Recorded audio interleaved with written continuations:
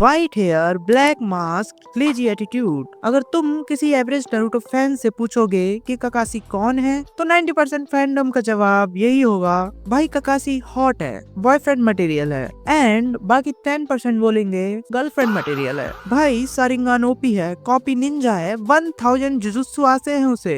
लेकिन फिर भी वो एक इंटेलेक्चुअल बंदा कमेंट सेक्शन में आता है और लिखता है, actually Kakashi represents late stage militaristic trauma and systematic collapse.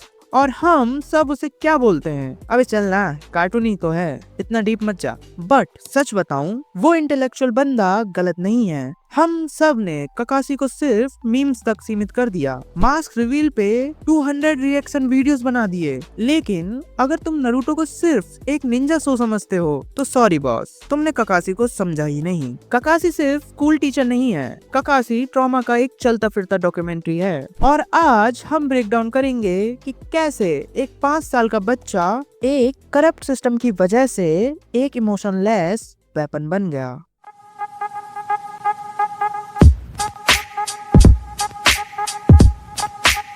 Hello everyone, let's be real. सब कुछ शुरू होता है एक नाम से, साकुमो हाटके द व्हाइट फैंग। एक ऐसा लेजेंड जिसके बारे में कहा जाता था कि उसकी पावर सानिन से भी ज्यादा थी।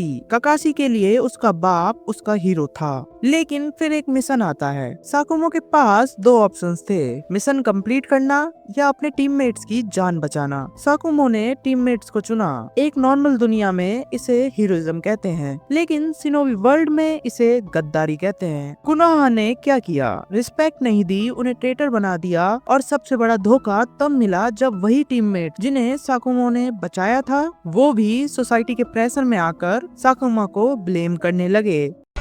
Which is the world's most dangerous animal? It's a snake.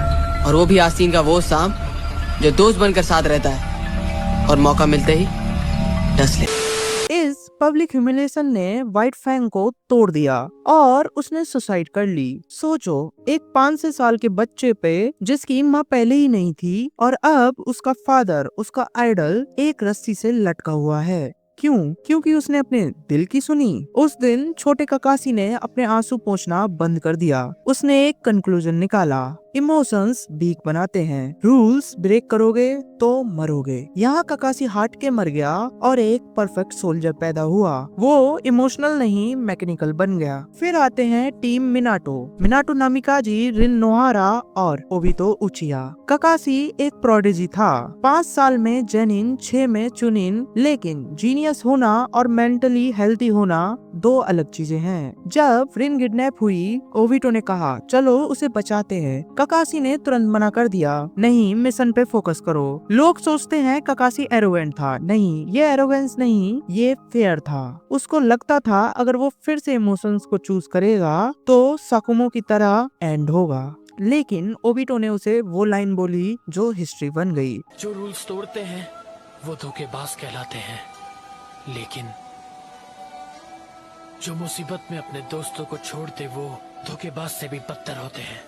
Irony देखो किस्मत की, जब ककाशी फाइनली कन्विंस होता है, जब वो फाइनली टर्न करता है अपने दोस्त को बचाने के लिए, तभी ओबितो उसके आंखों के सामने क्रश हो जाता है। अपना सारिंगान गिफ्ट करके ओबितो चला गया। उस दिन ककाशी को समझ आया, फादर गलत नहीं थे, सिस्टम गलत था। लेकिन ये क्लैरिटी बहुत लेट आई। सोचो, वो मोमेंट तुम अपने सबसे क्लोज इंसान को, जिसको प्रोटेक्ट करने का प्रॉमिस तुमने अपने मरते हुए बेस्ट फ्रेंड से किया था, उसे तुम अपने ही हाथों से मार देते हो। ओबितो गया, रिन गई, फादर पहले ही गए, बचा कौन? बस ककाशी और उसका गिल्ट। जब इंसान इतना कुछ खोता है तो 2 रास्ते बचते हैं, या तो वो सब छोड़ के भाग जाए या फिर वो डिसाइड करे अगर दुनिया क्रूल है तो मैं भी क्रूल बनूंगा। ककाशी ने सेकंड ऑप्शन चुना। वो अनपु ज्वाइन करता है, मास्क पहनता है, इमोशंस ऑफ कर देता है। अब वो कॉपी निंजा नहीं था, वो कोल्ड ब्लडेड ककाशी था। एक वेपन को फील नहीं करना पड़ता, एक वेपन को नींद में बुरे सपने नहीं आते। डांजो उसे यूज करने वाला था, लेकिन ह्यूमैनिटी ने उसे बचा लिया। फिर आता है सबसे important phase, team 7, Naruto, Sasuke, साकुरा। शुरू में ककाशी इनसे दूर था, उसको डर था कि वो फिर फेल होगा, लेकिन लैंड ऑफ वेव्स में और बेल टेस्ट में जब उसने देखा कि ये बच्चे एक दूसरे के लिए खाना शेयर कर रहे हैं, इन्हें पता है ये फेल हो जाएंगे, लेकिन फिर भी ये ट्राई कर रहे हैं। ककाशी के अंदर कुछ शिफ्ट हुआ। वो रियलाइज करता है टीम वर्क वीक नहीं बनाता, टीम वर्क सर्वाइवल है। यहाँ एक बहुत सब्टल डिटेल है जो लोग मिस करते हैं। शिपुडेन में वॉर आर्क में ककाशी अचानक बहुत पावरफुल हो जाता है। लोग बोलते हैं प्लॉट आर्मर, मैं बोलता हूँ हीलिंग, क्योंकि गिल्ट एक वजन होता है, बोझ होता है सोल पे।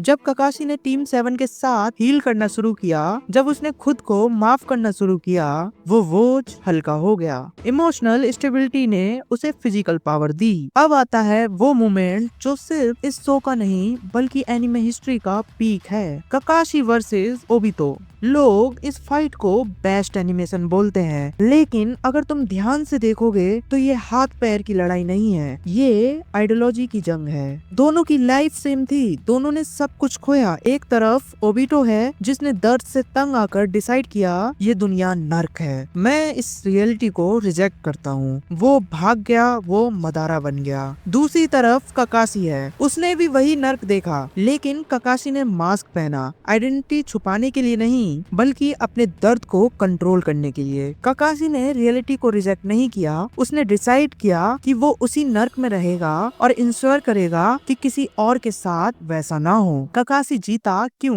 सहने की ताकत हमेशा एस्केपिंग, भागने की आदत से बड़ी होती है। ओबितो भाग रहा था, ककाशी खड़ा था। ये मोमेंट हमें सिखाता है कि लाइफ तुम्हें कितना भी तोड़ दे, तुम्हारे पास चॉइस है। तुम विलन बनकर दुनिया को ब्लेम कर सकते हो या तुम हीरो बनकर उसे बेहतर बना सकते हो। वॉर के बाद ककाशी का होकागी बनना फैन सर्विस नहीं था, ये नैरेटिव जस्टिस था। जिस सिस्टम ने उसके फादर को मारा, जिस सिस्टम ने ओबितो को मॉन्स्टर बनाया, आज उस सिस्टम का लीडर वो लड़का है जिसने सबसे ज्यादा लॉस सहा। और इस बार रूल सिंपल है, मिशन इम्पोर्टेंट है पर लोग उससे भी ज्यादा। इसलिए ककाशी कूल नहीं है, इसलिए वो हॉट नहीं है, इसलिए वो लेजेंडरी है, क्योंकि वो परफेक्ट नहीं था, वो ब्रोकन था और फिर भी वो बेटर बना।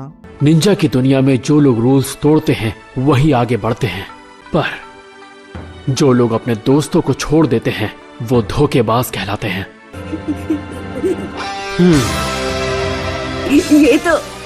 ये तो सच में काफी कूल बंदा है। आज की क्लास खत्म हुई।